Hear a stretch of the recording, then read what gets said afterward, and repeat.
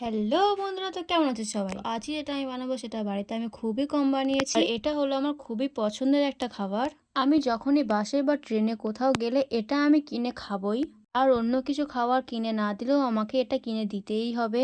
তো আমি করছিলাম আজকে আমলকি মাখা, যেটাতে ধনেপাতা আর কাঁচা লঙ্কা কিন্তু মাস্ট। এটা না ছাড়া আমলকিটা মাখাই হবে না।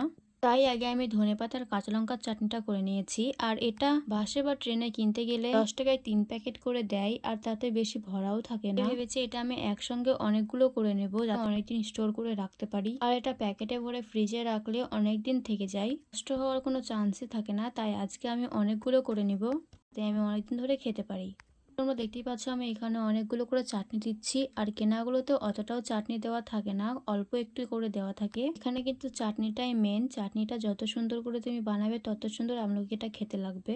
লবণটা একটু বেশিই দিতে হবে। আর তোমরা দেখতেই পাচ্ছ ঠিক যেমন করে বিক্রি করে আমিও তেমন প্যাকেটে ভরে নিয়েছি। আর এটা কেউ ধরতেই পারবে না যেটা বাড়িতে বানানো। এটা খেতে খুবই সুন্দর হয়েছিল। আজকের মতো এতটাই।